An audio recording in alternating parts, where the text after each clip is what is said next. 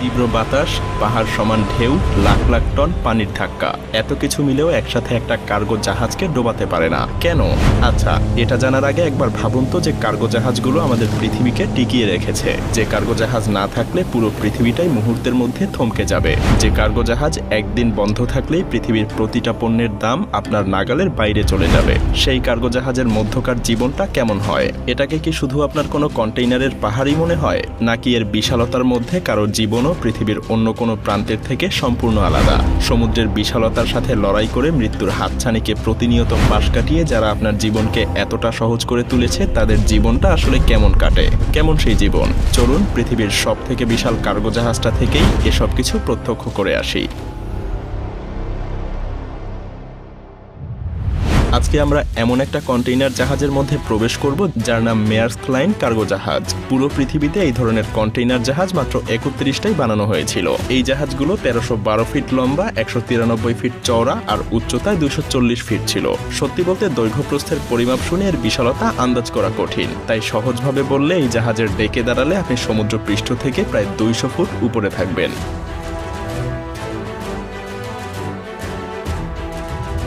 এমনকি এই জাহাজের কন্টেইনারগুলো আপনি যদি কোনো ট্রেনে রাখতে চান, তাহলে সেই ট্রেনটাকে লম্বায় 70 মাইলেরও বেশি হতে হবে। তো একবার ভেবে দেখুন এটা কতটা বিশাল।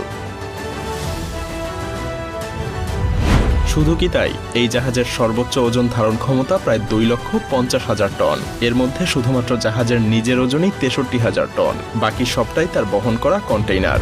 মজার ব্যাপার হলো এসব কন্টেইনার জাহাজে কোনো ডেক থাকে না।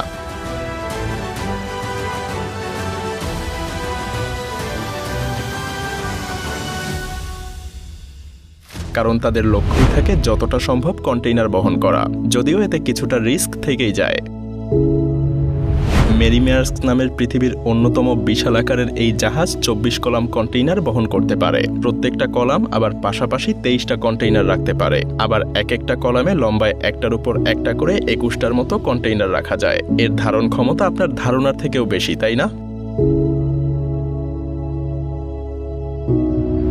এবার চলুন জাহাজটার নিচে অনুপ্রবেশ করা যাক। সমুদ্রপৃষ্ঠের 100 ফুট নিচে জাহাজটার ভেতরের দৃশ্য এটা। দেখেই বুঝতে পারছেন জাহাজের কর্মীদের নিচে যাওয়ার প্রয়োজন হলে অনেক ঢালু সিঁড়ি পার করে যেতে হয়। এই জাহাজগুলোর আকৃতি এতটাই বিশাল হয় যে এর ভেতরে থাকলে আপনার মনে হবে আপনি অন্য কোনো পৃথিবীতে চলে এসেছেন। অনেক ক্রু মেম্বার তো এর বিশালতার কারণেই মাঝে মধ্যে বেশ ভয় পেয়ে যায়, আর এই ভয়ে তারা কখনো জাহাজের নির্জন কোনো অংশে একা থাকতে চায় না। এই জাহাজে একটা টরসন বক্স আছে, যেটা আসলে এক ধরনের মেটাল রিম, যেটা পুরো জাহাজটাকে আচ্ছাদিত করে রাখে। এর সাহায্যে জাহাজটার গঠন এবং ব্যালেন্স ঠিকঠাকভাবে ধরে রাখে, যাতে কোনোভাবেই তা ভেঙে না যায়। এই রিংগুলোর আকার এতটাই বিশাল যে এর ভেতর দিয়ে পুরো একটা করিডোর বানানো হয়েছে। তাই জাহাজের কর্মীরা এসব করিডোর দিয়েই জাহাজের এক জায়গা থেকে অন্য জায়গায় যেতে পারে। সবচেয়ে মজার ব্যাপার হলো এসব কন্টেইনার জাহাজের আকৃতি বিশাল হলেও এগুলো পরিচালনা করতে খুব বেশি ক্রু মেম্বারের প্রয়োজন হয় না। বেশিরভাগ ক্ষেত্রে 25 জন ক্রু মেম্বারের একটা গ্রুপ এই জাহাজ ঠিকঠাকভাবে পরিচালনা করতে পারে।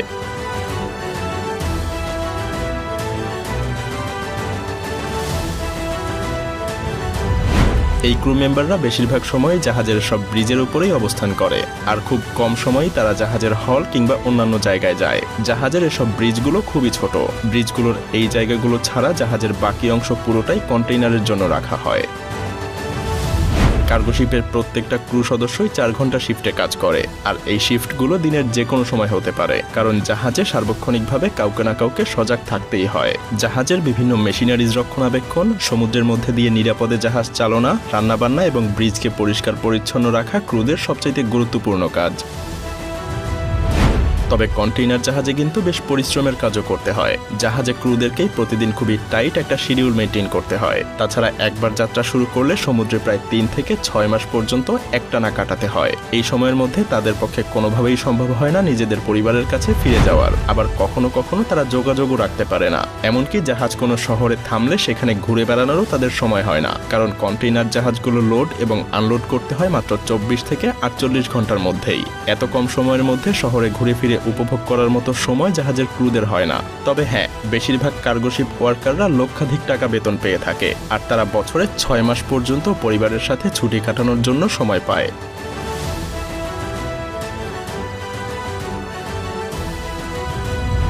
এই কার্গো জাহাজগুলোর কন্টেইনারে হাজার হাজার কোটি টাকার জিনিসপত্র পর্যন্ত তারা পরিবহন করে থাকে। যদি কোনো কারণে এসব কার্গো জাহাজ কোনো দুর্ঘটনায় পড়ে যায়, তাহলে কার্গো জাহাজে থাকা সেই সমস্ত কোটি কোটি টাকার গুপ্তধন সমুদ্র গর্ভেই বিলীন হয়ে যায়। এগুলো ছাড়াও সমুদ্রপথে জলদস্যুদের ভয় তো থেকেই যায়, তাই তাদেরকে সবসময় জলদস্যুদের হাত থেকেও নিজেদেরকে রক্ষা করার জন্য প্রস্তুত থাকতে হয়।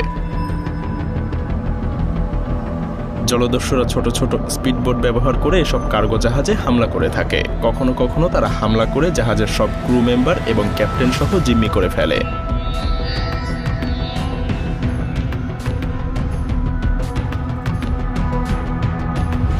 যেমন সম্প্রতি বাংলাদেশের একটা কার্গো জাহাজ জলদস্যুদের আক্রমণের শিকার হয়েছিল। না যাই সেই দিকে, তো যাই হোক, এজন্যই জলদস্যুদের হাত থেকে বাঁচতে বেশিরভাগ কন্টেইনার জাহাজই বিভিন্ন ধরনের আত্মরক্ষামূলক ব্যবস্থা করে থাকে। এর মধ্যে সবচাইতে কার্যকরী পদ্ধতি হলো ওয়াটার হোজ সিস্টেম। এসব হোজের মাধ্যমে উচ্চগতির পানি ছাড়া হয়, ফলে জাহাজের চারপাশে একটা সুরক্ষা ব্যবস্থা তৈরি হয়। পানির প্রবল গতির কারণে জলদস্যুরা জাহাজে উঠতে পারে না। তবে সম্প্রতি জাপান আরও অত্যাধুনিক একটা ব্যবস্থা তৈরি করে ফেলেছে, যার নাম অ্যান্টি-পাইরেসি কার্টেইন। এটা আসলে কয়েকটা হোজকে একসাথে করে বানানো। এগুলো একটানা জাহাজের পাশ দিয়ে ঘুরতে থাকে এবং এর মধ্যে থেকে উচ্চ গতিতে পানি বের হয়। জলদস্যুদের পক্ষে কোনোভাবেই সম্ভব হয় না এসব পানির গতি রোধ করে জাহাজে বেয়ে ওঠার। যদিও অনেক জলদস্যুরা একসাথে আক্রমণ করলে তা ঠেকানো বেশ কঠিন, কারণ এসব কার্গো জাহাজে ক্রুর সংখ্যা খুবই কম থাকে। তবে কিছু কিছু বড় জাহাজে ক্রুর সংখ্যা কিছুটা বেশি থাকতে পারে।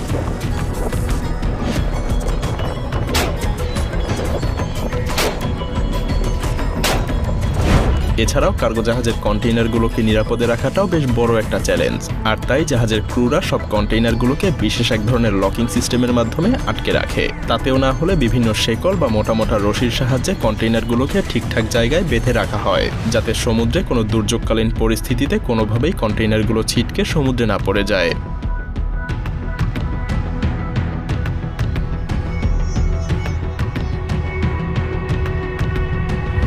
আর এত কিছুর মধ্যে দিয়ে যখন একটা কার্গো জাহাজ কোনো বন্দরে গিয়ে পৌঁছায়, তখন শুধুমাত্র 24 থেকে 48 ঘন্টার মধ্যেই সেই কার্গো জাহাজটাকে একদম খালি করে ফেলা হয়। আর এরপর কোনো রকম বিরতি ছাড়াই আবার সেই কার্গো জাহাজটাকে ভরাট করা শুরু হয়। এর যাত্রা যেন কখনোই থেমে থাকে না।